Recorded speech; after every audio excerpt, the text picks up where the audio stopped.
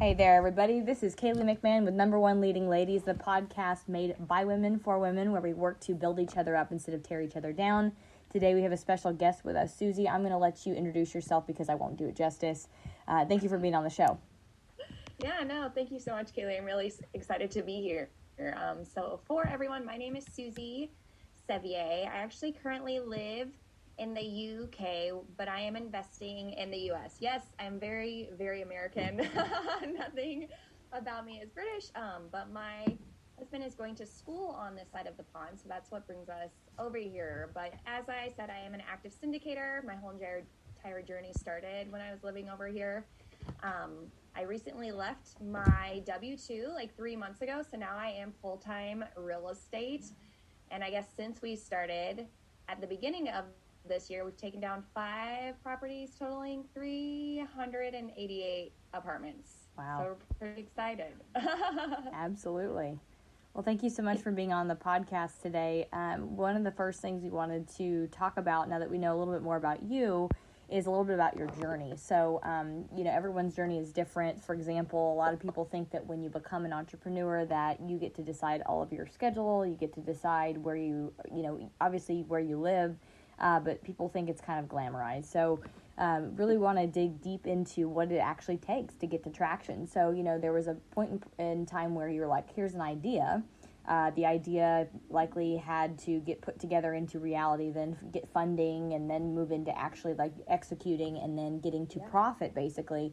So what did it look like for the process for you? Some people, like myself, had to put their first business on a credit card. You didn't have the funds for the first deal or whatnot, or live with their parents or whatever, and scale back to make it work. But from going from idea and a business plan to actually executing and getting to profit, getting to traction, what did that look like for you?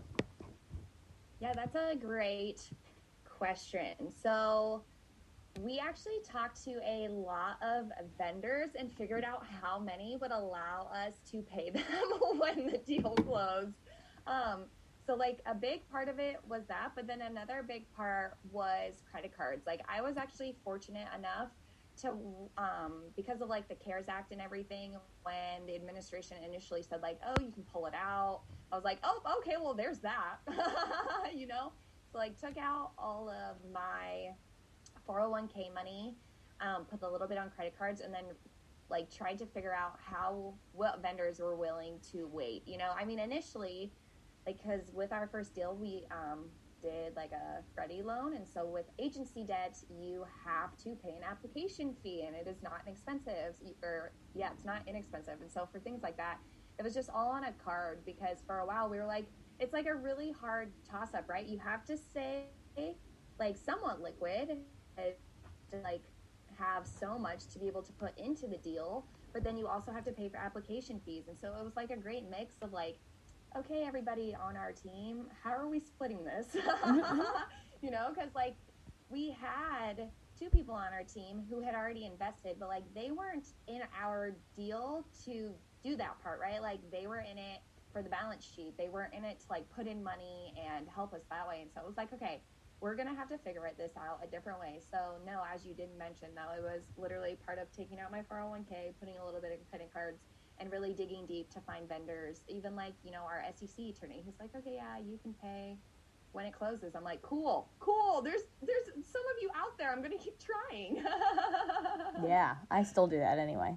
Even if I have the money, I'm like, no, you're going to wait. How about that? Right. Yeah.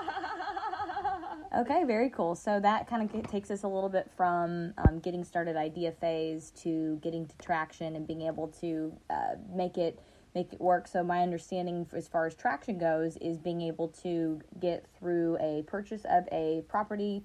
For all those who don't know, apartments are a little bit different than single family, but once you get through the process of closing, then there's usually some sort of acquisition, or there's usually a set of fees, and that's typically how payment works for the general partnership for their efforts finding the deal and getting it going.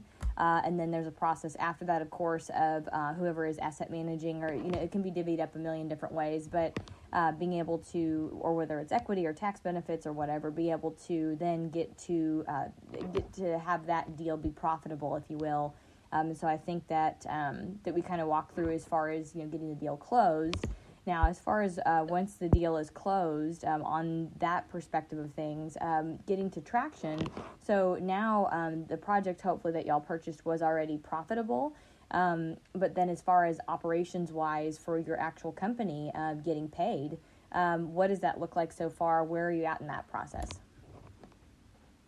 Yeah, so we took like a 2% acquisition fee, yes, and then a 2% asset management fee. So like for the asset management fee, it's split like 75-25, so I get about 75%. And then with the acquisition fee, we actually split that up between some of the general partners. But our first deal so far has definitely been the most challenging, and I don't know if it's because of the first deal or, so it just felt that way. But like part of our acquisition money actually had to go back into the deal for a variety of reasons, right? I mean, we could go so far into this, but when we built our team, like 3 of us were supposed to bring capital, and when I just asked like, how much capital do you think you can bring, I just accepted a number that was a certain amount, and I never asked why do you think that, and now forever going forward, that's all that I ask. And so then when it came to raising capital, it was like the conversation like, hey, how many people do you think you're going to have invest with you? Like we checked in like 2 days after our webinar. Somebody's like 3. We're like, oh, okay, $300,000. Like, that's totally fine. They're like, no, 3 people. I'm like, no. Like, that can't happen. And so when you think somebody's going to bring $500,000 and they don't even think they can bring in 100, like, we're like, okay, we're going to have to roll a big chunk of our acquisition fee back into the deal. And so that's actually what we ended up doing. And then we actually still have not paid ourselves an asset management fee yet. So these are all like really fun things to talk about, actually. So like, although we closed in February, we were just like, okay, we're going to wait to pay us the asset management fee until we know that we can like hit the pref, because we don't necessarily think it's fair. I mean, yes, the money is in there and it's in the bank, but like, I rather have it sitting there than having the investors know that like we took it out. And I know that's like a hard thing to talk about, right? Because like we still need money to live. Like that's the whole point of it. But I think that's actually what motivated me to like treat my second deal much differently. Like, what am I looking for? Yeah. How much CapEx should we really try to bring? Like, how does the whole entire structure change so that if I can't pay myself for the first year, like what does the second deal do? And the second deal now makes it so much easier to not get paid from the first deal. But nobody really taught how you might not even get the acquisition fee right away because you put it back into the deal, and how you might not get that asset management fee because it just needs to stay in the deal. Right. There's a variety of things that can happen. I think that's with any business. So, for example, I have a security company, and then I'm working on a tech company, and it's similar but different. There's always a period of vesting. So people will put in funds or bring in funds, and basically you have to stick around for a certain period of time to make the business plan get executed, and then sometimes entrepreneurs, typically when they get started, and it's any industry, they'll usually put in like 85 to 90% of their profit back into their business just to ensure the lifeblood of the business. So that's not abnormal. And so a lot of people, I think, really glamorize being a business owner or even multifamily syndication. But oh yeah, like I have a deal right now where it was like a $2 million CapEx project, and I'm the construction manager, so I get 10% of that. But I haven't touched it. I haven't touched it at all. I have the right to take out 100% of that day one on closing because I've already hired everybody and I've already signed pretty much all of our all of our bids. And so they just have to be implemented, basically. But again, because of a variety of things that I don't feel comfortable with and I'm not 100% sure on, I've left it in there. I haven't touched it because I'm just like, and luckily for me, like you guys probably have as well, just like any other startup, you got to go lean. You got to go lean mode. Like, all of my personal expenses are really on the low side. Like the only big expense I ever have is traveling, and I do it real cheap anyway. Because I'm single, so it's like whatever. But, as an entrepreneur, I think being lean like you guys are doing is really smart because stuff happens. Yeah, and I mean, it's just wild though, right? Because like in this journey, like when you're in meetups and you're at conferences, like everybody's just so excited to be there and be talking to people. Nobody's ever like, hey, so is it normal to not get an acquisition fee? Like that just never gets talked about. So I'm actually kind of glad that was even brought up, just because it's a huge part, right? Because a lot of people do want to end up leaving their like traditional 9 to 5. You know, like I was fortunate enough to do that even without getting that first acquisition fee. I mean, technically I have it. Yes, it's in the deal, but it's not in my bank account. And so it's just wild how you have to, like, every deal just changes so much that like whatever you read in a book, that's not real life. No. It's not real life at all. And so I'm glad that you've been very transparent. I appreciate that, because I mean, there's all kinds of twists and turns. I mean, like my very first deal, for example, whatever negotiation that you do, again, when you're new, that it's not always the best for you or for whatever. It was an extreme amount of effort that I was having to put in. I did everything, and I really didn't value myself enough to be able to pay myself really at all for what I was doing. I think we all learn these lessons getting going. And part of it, I think, too, is not knowing how much you can ask for, not knowing what is like the industry standard, what's available. And I'll just vouch that, for women in business in general, that's typically our problem, is that no matter what your industry is, it's agnostic. But going to either superiors or just Indeed or whatever, doing your research and saying, what will the market bear? Therefore, like when people, for example, there's certain thought leadership programs out there that don't like an acquisition fee, and there are certain investors that won't invest with me because of doing that. And I'm like, I don't know what kind of brain damage they've done to you, but honestly, the market will bear 2 to 5% of an acquisition fee. So that is just how we do it. And if you don't want to be a part of that, that's fine. There's plenty of liquidity in the market, So valuing yourself is a big part of starting a business too. So you're spot on there. Yeah. Right? Because even the beginning, it's like, for some people, it's even pretty lonely, right? Like entrepreneurship, if you don't have like that right tribe behind you, like, and you're doing it all on your own, like it even, like that value self should definitely be like acknowledged and paid for. Cause I mean, the people who aren't doing an acquisition fee are doing a disposition fee. So like one way or another, the fee is in there. That's right. Okay, so we covered a little bit about like what does it actually take to get to traction. What does it really look like, and some of the other questions we like to ask are just personal. So for you as a person, Suzy, what would you say has been your biggest lesson? Oh my gosh, I think this just goes right along with what I said. I did not realize how lonely entrepreneurism would be, especially being like living in a different country, So like with like our whole lives, right? Like we have our parents, we have like our childhood friends. And then for those who go to college or who don't, like you have college friends, you have friends like with your, like wherever you work. And then all of a sudden you don't have any of that. And it's not like they necessarily disappear, but they don't understand what you're doing. So like your support structure changes. And that was just really huge for me, because when I like realized like, oh, I'm looking for support in the wrong people, it actually changed me completely, right? Because I like could go into different calls with different intentions, like conversations became much more meaningful, like active listening was really engaged. But like, and I bring that up though, because like that goes along with this entire business. Like you can be talking to someone, but if you haven't set the intention, like you won't actually get anything from it. And conversation will change, whether you'd like to believe that or not. But like when you know, like what you're there for, and this goes with any conversation, like with a vendor, with another investor, like with your banker, it doesn't matter who it is. Like when you go and you're like, oh no, these people support me. Like you get so much more out of this like world, this real estate world. And it's really cool once you figure that out. Now, when you say set an intention, do you mean, there's a couple ways that I'm perceiving that. Do you mean set an intention because like for myself, there are certain things that drive me, or certain things that, as far as the way that I speak with people, or the types of, business structures I'll engage in, or the types of people I'll meet with or whatever, I always check to see if that meeting or that action is in alignment with what I want to achieve, like in life, like, is this action empowering women? Like that's what I'm thinking of there. Or is it more in the regards to here's my objective for that meeting?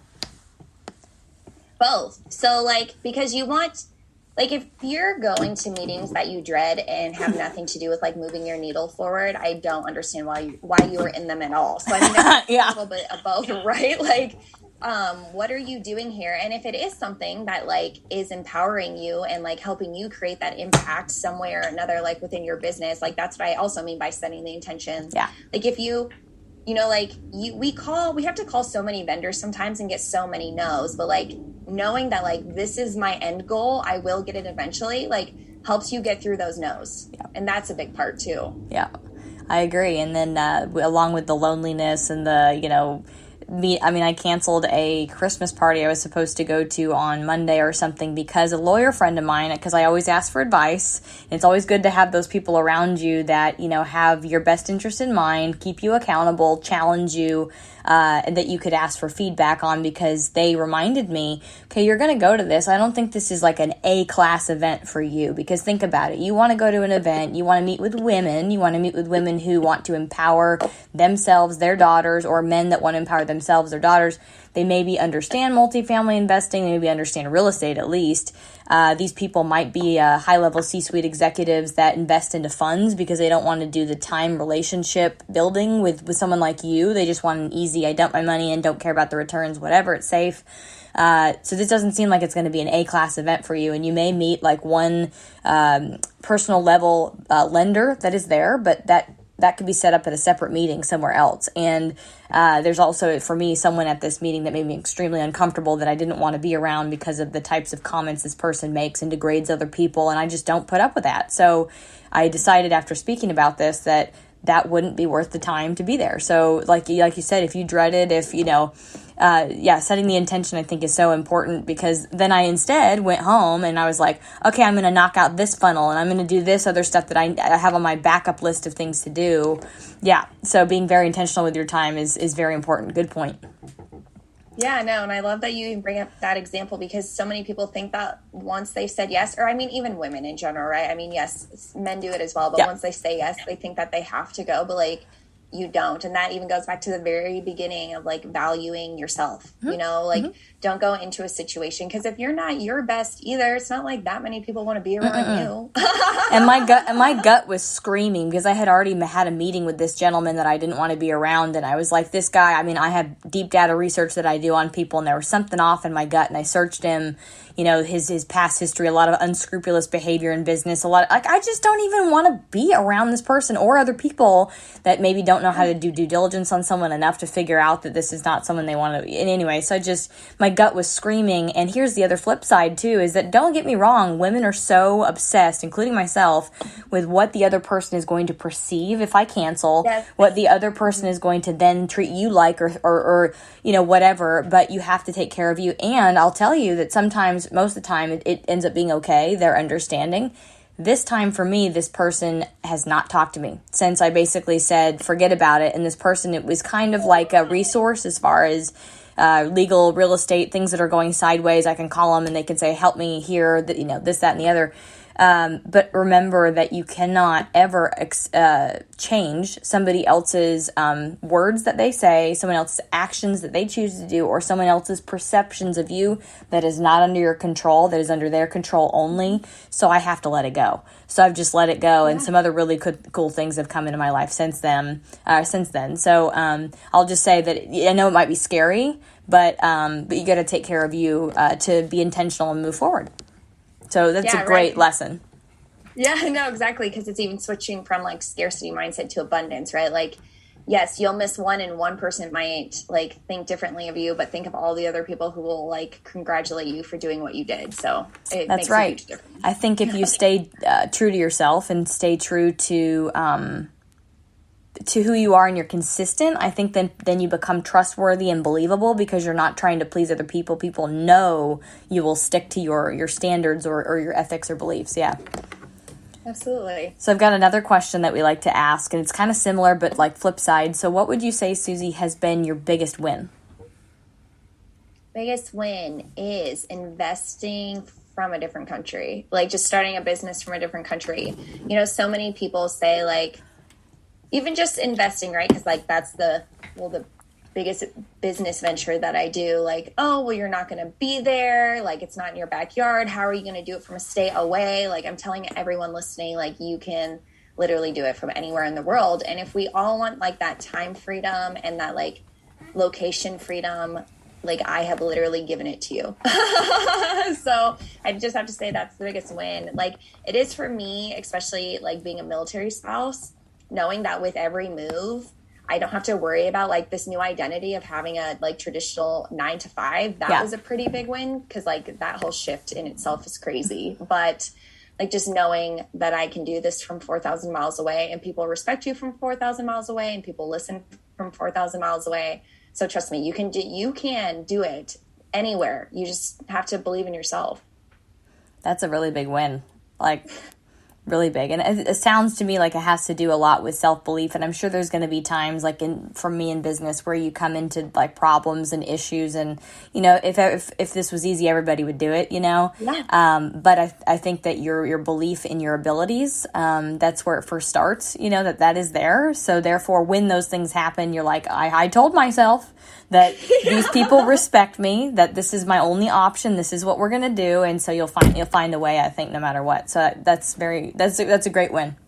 Thank you. Yeah, no, and I completely agree with what you said. Absolutely. Okay, so Suzy, if anyone that's listening really wants to figure out either how they can invest with you, partner with you, or how the heck is it that you're able to invest so far away and still have success, how can they connect with you?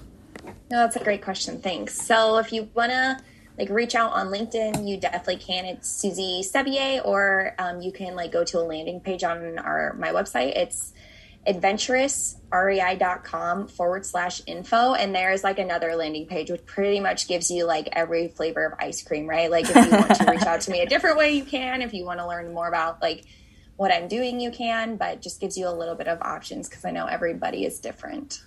Perfect. Well, Suzy, thank you so much for being on our show today. We look forward to putting your content out in front of our audience, because again, everyone has a different journey, and the real picture of what it takes to make it in business is, again, different for everybody. But it's important to talk about the real issues and the real things that we deal with, so that, you know, everyone that's listening or watching, reading this later knows that you're not alone in that journey that you're going on. There's some woman out there who has already done it, and you can too. And again, of course, this helps to build other women up as well, knowing, again, that like a lot of things that we talked about, that it's a common thing that we all deal with. Okay. Suzy, thank you so much for being on here today. We look forward to having you hopefully again on the podcast and seeing kind of how that works out, or maybe if, you know, there's more like European investments that come about in the future or whatever. But we look forward to having you on again. Yeah, and thank you so much. I was so happy to be here. Thank you, Suzy.